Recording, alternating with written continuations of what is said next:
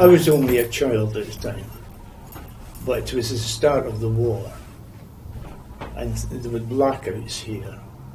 People were being bombed. Dundee was bombed. So it comes through that era in my life.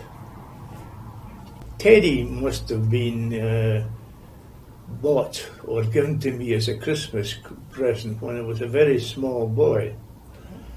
And that little Teddie was called Neddie.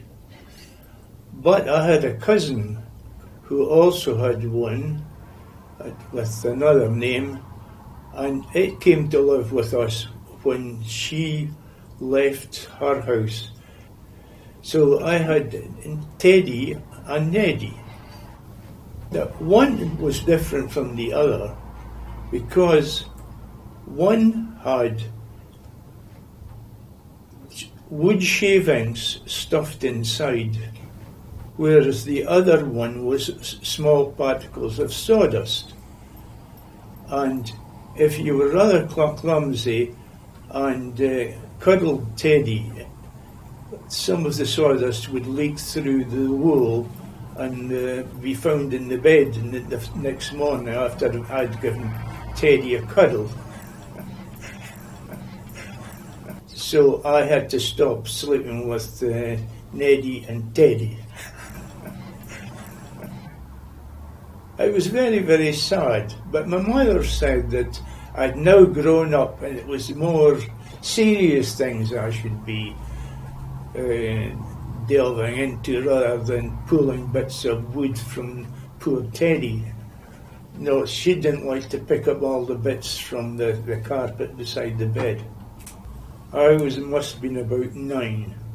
So I was quite a big boy, so I didn't tell everyone at the school that Neddie and Teddie existed. Oh, that'd be the source of scorn. Because remember, that was wartime, and we were really thinking about deaths and unfortunate things. So really Teddies were a little bit old-fashioned even to a child. Because we had bombers coming across here and people were dying, so really it was out of fashion to be dealing with Teddies. Other children who had Teddies and dolls, but of course I didn't have a doll, I was a boy. So I think that's why Neddie and Teddie were interesting to me. And another thing with the long fur they had, or woolen material, it helped to keep me warm during the winters of the war when there was a shortage of coal. I always cuddled one because it was very warm. And you could also, the head could be appearing from under the blankets if anybody came into the room. People were sad about other things happening during the war, and they would not speak to little boys very much, because little boys really didn't know very much, or so they thought.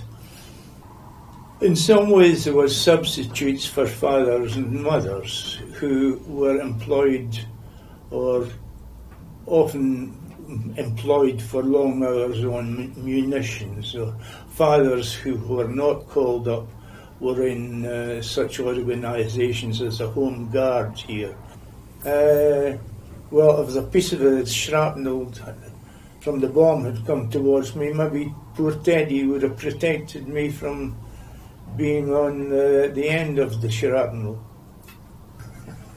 I felt safer with poor Teddie under the blankets with me. Teddy bears and sing all